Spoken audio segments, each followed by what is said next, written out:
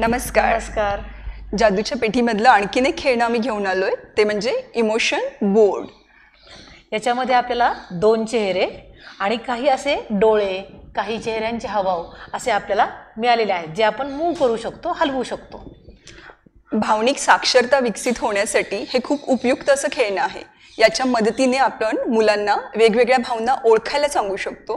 स्वतःच्या भावनांप्रमाणे चित्र इथं तयार करायला सांगणं ही एक कृती सांगू शकतो. आणि इथे आपण दाखवलेली भावना मुलांनी करून दाखवणं अशी सुद्धा कृती आपण याच्या मदतीने घेऊ शकतो. आता या इमोशन बोर्डचा आपण वापर कसा करायचा ते पाहूया. आता इथे हे जे चिन्ह दिसतंय आपल्याला, हे आहे मुलगी किंवा मुलगा यासाठी. आता हे तुम्हाला चेहरे जे दिसत आहेत ते मुलाचे चेहरे आहेत. तर तुम्हाला जर इथं मुलीचा चेहरा हवा असेल तर तुम्ही फक्त हा बो इथे लावू शकता. इथे झाल्या 2 तयार मुली. येस. तर आता आपण इथे काही भावना मुलांकडून तयार करून घेऊ शकतो.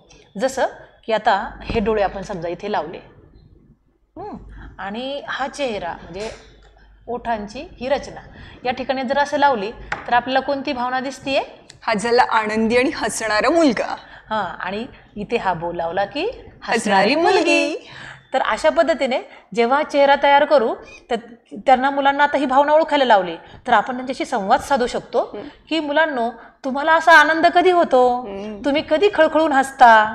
तर मुलं आपल्याशी बोलते होतील आणि मुलंही त्यांना ह्या भावना आपल्याला कधी होतात, कधी जाणवतात याची त्यांना स्वतःला जाणीव होईल. आता तुम्ही इथे एक वेगळा चेहरा करून पहा. नक्कीच. आनंदाबरोबर आणखीन एक मुलांच्या मनामध्ये बऱ्याच गोष्टींसाठी घर करून राहिलेली एक भावना असते, ती म्हणजे भीती. तर अशा पद्धतीने ही भीतीची भावना दाखवणारा चेहरा तयार झालाय. मुलांना आपण विचारू शकतो, तुम्हाला कशा कशाची भीती वाटते, कधी भीती वाटते, भीती वाटल्यानंतर तुम्ही काय करता. म्हणजे भीती या भावनेला प्रतिसाद कसा देता येईल या पद्धतीने आपण या चेहऱ्याच्या मदतीने मुलांशी चर्चा करू शकतो. आता ह्या साहित्याच्या माध्यमातून जेव्हा एखादा मुलगा आपल्याला वर्गामध्ये दुःखी असेल किंवा काहीतरी त्याचं बिनसले असं जर जाणवत असेल तर त्याची भावना ओळखण्यासाठी आपण ह्या इमोशनल बोर्डचा वापर करू शकतो. म्हणजे त्याला हे सगळं साहित्य द्यायचं आणि तुला आज कसं वाटतंय ते या डोळ्यांच्या आणि या चेहऱ्याच्या मदतीने दाखव बरं, असं म्हणून त्याला त्याच्या स्वतःची भावना ही या इमोशन बोर्डच्या आधारे दाखवता येऊ शकते. नक्कीच. या इमोशन बोर्डचा वापर करून जेव्हा आपण मुलांना वेगवेगळ्या भावना ओळखणं आणि त्यांना प्रतिसाद द्यायला शिकवू तेव्हा मुलांच्या संवाद क्षमतेमध्ये सुद्धा खूप मोलाची अशी भर पडणार आहे आणि हा एक गमतीचा खेळ सुद्धा होऊन जाईल मुलांसाठी. अगदी बरोबर.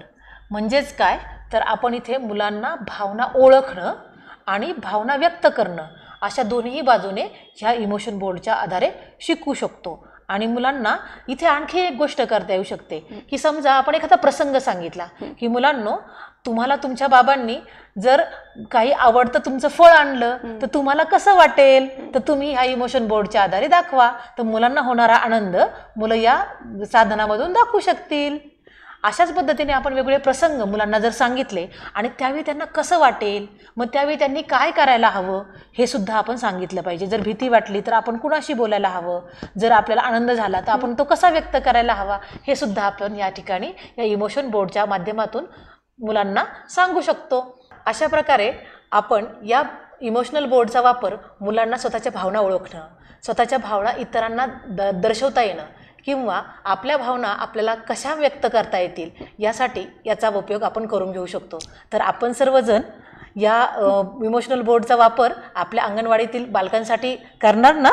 नक्कीच. भावनिक साक्षरता विकसित होण्यासाठी, भावनांना सकारात्मकदृष्ट्या प्रतिसाद देण्यासाठी, स्वतःच्या भावना ओळखणं त्याचबरोबर दुसऱ्यांच्या भावना ओळखून त्याला सामाजिकदृष्ट्या सुयोग्य असा प्रतिसाद देण्यासाठी म्हणजेच भावनांचं व्यवस्थापन करण्यासाठी शिकण्यासाठी हे खेळणं अत्यंत उपयुक्त असं आहे.